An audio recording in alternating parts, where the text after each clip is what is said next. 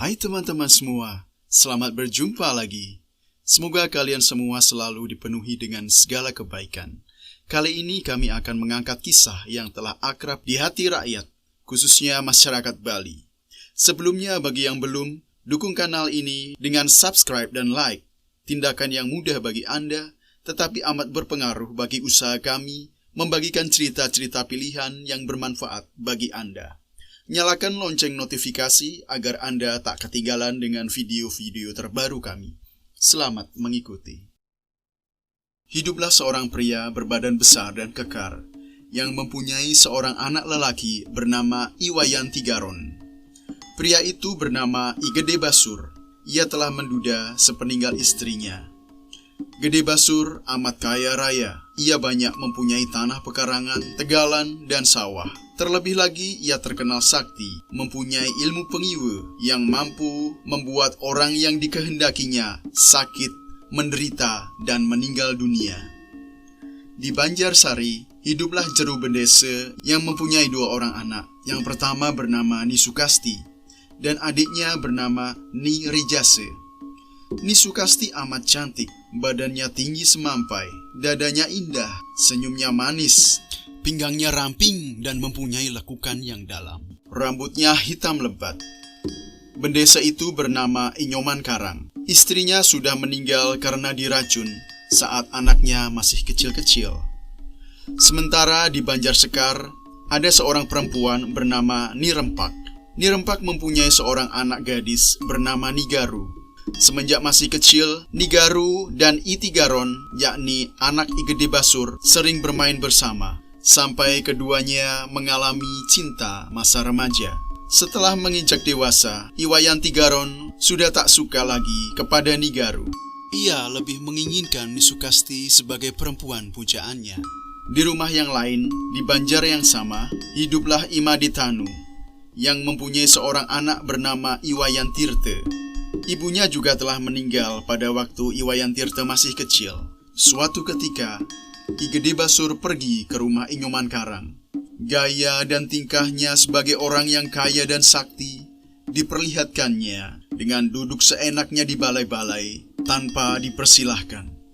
Inyoman Karang menanyakan dari mana I Gede Basur dan ada niat apa karena tumben datang ke rumahnya. I Gede Basur mengatakan bahwa ia baru saja dari rumah dan sengaja singgah untuk meminta sesuatu kepada Inyoman Karang. Langsung pada maksudnya, Gede Basur hendak meminta pada Inyoman Karang supaya Ni Sukasti diberikan kepada I Tigaron sebagai istri.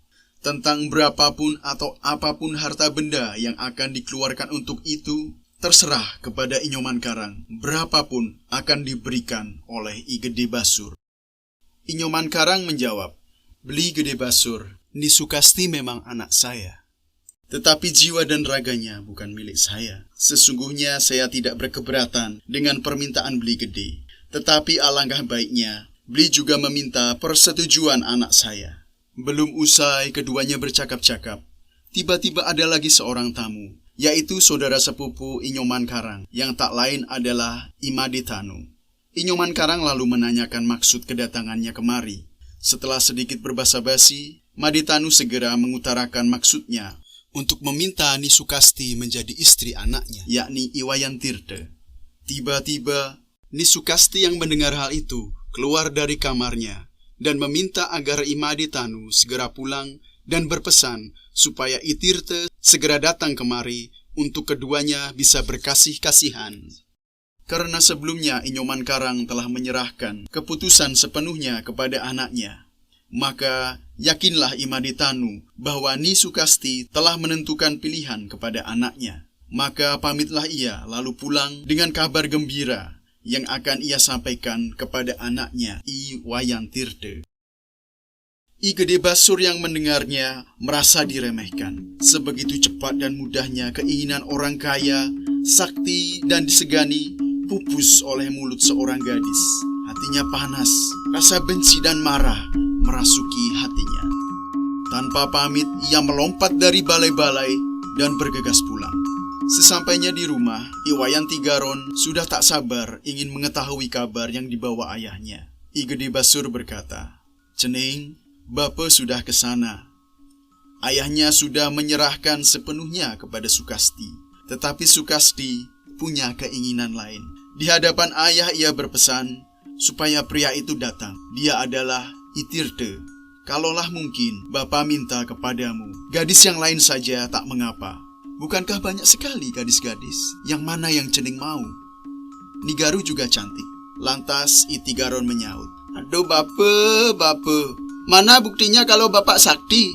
Apa gunanya Bapak kaya raya bila mendapatkan satu gadis saja untuk saya ndak bisa? Percuma Bapak belajar ngeleak sampai botak. Sudah, ndak usah cari gadis yang lain. Pokoknya kalau ndak dengan Sukasti, Putu ndak mau nganten." I Gede Basur terdiam. Ia merasa harga dirinya jatuh.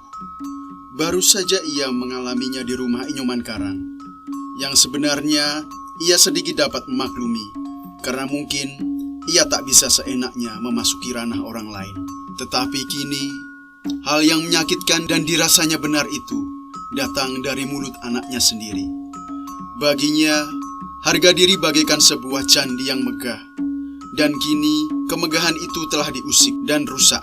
Seandainya ia rendah seperti rumput, tentulah ia dengan legawa membiarkan bangunan-bangunan lain berdiri di atasnya. Tetapi warna merah darah memang sulit dicuci menjadi putih. Baginya luka harus dibayar dengan luka. Kerusakan harus dibayar dengan penderitaan. Tetapi sejatinya orang dianugerahi hati nurani untuk memilih warnanya. Inilah pilihan seorang manusia, pilihan I Gede Basur. Maka Basur masuk ke dalam biliknya. Diambilnya beberapa sarana yang diperlukan. Setelah cukup lengkap, ia mulai memasang posisi dan merapalkan mantra Aji Sirep. Tak lama kemudian, suara seruling yang tadi terdengar sayup-sayup lalu berhenti. Para pemuda desa yang tadinya berkumpul untuk ngorte atau bercakap-cakap diserang oleh kantuk yang amat sangat dan langsung jatuh tertidur. Bahkan suara jangkrik dan kodok pun lenyap bagaikan ditelan kekuatan yang dahsyat. Setelah semua makhluk hidup di sekitar tertidur, Basur melangkahkan kaki ke tempat yang ia pilih untuk melanjutkan ritualnya. Basur pergi ke setre dengan membawa canang dan sanggah cucuk, minyak wangi, burat wangi, dan ayam brahma. Pohon-pohon kepuh mengelilingi setre. Dipilihnya pohon kepuh tertinggi dan terbesar yang ada di situ, lalu berdiam. Ia memohon agar ritual ini dilancarkan tanpa gangguan. Pada titik ini Basur diuji nyalinya dengan melawan rasa takutnya. Apakah ia tetap yakin akan melanjutkan ritual ini yang disebut ngereh atau mundur? Tetapi Basur tetap pada niatnya. Maka ia pun mulai memuja Durga. Di antara ajian-ajian yang dikuasai Basur, seperti Aji Ugik, Aji Anesti, Teluh, Terang Jana, kini dihidupkannya kekuatan Aji Silip untuk menyakiti Nisukasti. Kemudian ia melakukan muspe dalam keadaan badan terbalik. Lalu Basur mulai menari dalam keadaan tasak. Dengan rambut yang terurai megambahan, diangkatnya satu kaki dan menari secara nengkleng mengitari sanggah cucu ke arah kiri. Tiba-tiba muncullah api di udara sebagai pertanda bahwa ritual ngereh telah berhasil. Lalu dibarengi dengan Basur yang berubah wujud menjadi Rangde. Matanya melotot, lidahnya panjang terjulur hingga ke dada. Taring mencuat ke atas dan ke bawah mulut. Kulitnya berubah menjadi kasar dan burik. Badannya berbau anyir dan dari ubun-ubunnya mengeluarkan api berwarna ungu. Api itu sebentar-sebentar keluar, sebentar-sebentar hilang. Lalu dengan teriakan yang menyeramkan, Rangde Basur terbang ke angkasa menuju rumah Nisukasti. Bagi Rangde, tiada halangan apapun yang dapat merintanginya. Pohon, dinding, batu, pagar, tak menghalangi lanju dan pandangannya. Sehingga sesampainya di rumah Nyoman Karang, sambil bertengger di atas pohon enau, dengan mudah ia menyerang Nisukasti dengan berbagai penyakit. Nisukasti yang sedang tidur tiba-tiba merasakan badannya panas membara. Tak henti-hentinya ia merintih kesakitan. Tak hanya itu, rasa sakit bertambah karena Sukasti juga merasakan badannya ditusuk-tusuk dengan ribuan paku. Nirijase, adiknya yang tidur di sampingnya, segera terbangun lalu membangunkan ayahnya, juga tetangga-tetangganya. Sehingga suasana di dalam rumah Inyoman Karang pun menjadi hiruk-pikuk. Semua orang berusaha membantu Nisukasti, tetapi Nisukasti tak bisa disembuhkan. Inyoman Karang segera menyuruh Nirijasa untuk menjemput Ki Kaki Balian. Namun tak lama kemudian, Ki Kaki Balian yang telah mengetahui kejadian itu segera tiba di rumah Inyoman Karang. Ki Kaki Balian segera menyuruh orang-orang membuat api unggun untuk ditempatkan di 4 penjuru angin di pekarangan Inyoman Karang. Mengingat ini adalah serangan ilmu hitam yang sangat dahsyat. Setelah keadaan menjadi terang benderang dan semua orang berjaga-jaga, Kaki Balian mulai mengobati Nisukasti. Tetapi I Gede Basur terus menyerang Nisukasti dengan ilmu pengiunya, sehingga penyakitnya tak kunjung sembuh. Tak ada cara lain, Basur harus dikalahkan dulu dengan pertarungan. Maka Ki Kaki Balian turun ke halaman menantang Gede Basur untuk keluar dan bertarung. I Gede Basur melayani permintaan itu. Maka terjadilah pertarungan yang amat dahsyat, tetap dalam wujudnya sebagai rangde dengan api ungu di ubun-ubunnya. Basur menyerang lebih dulu. Sambaran kase dari atas pohon itu menyebabkan getaran hebat di sekeliling Kaki Balian. Bagi orang biasa yang terkena akan muntah darah dan mati saat itu juga. Tetapi Ki Kaki Balian tak bergeming. Berkali-kali Basur melancarkan serangannya sehingga orang-orang di situ bersembunyi karena ketakutan. Tetapi Ki Kaki Balian masih segar bugar. Lalu Ki Kaki Balian mengeluarkan Aji Iderbuana, yakni api dan topan ciptaan yang mampu menggulung dan menghanguskan lawan. Angin puting beliung menderu dan menyerang Basur, disertai kilatan-kilatan api bagai petir. Keadaan di sekitarnya porak-poranda. Tak lama kemudian, terdengarlah teriakan melengking dari atas pohon, yang tak lain adalah rangde jelmaan Basur. I Kaki Balian menghentikan serangan ilmunya. I Gede Basur amat gentar dengan serangan itu. Bila tak menyerah, ia akan mati. Nyatalah bahwa ilmu Kaki Balian lebih tinggi darinya. Maka ia turun dari atas pohon dengan kaki gemetaran. Ia menjadi lemas dan tak mampu lagi melawan. Ia memohon ampun kepada Kaki Balian dan berjanji tidak akan menyakiti Nisukasti lagi.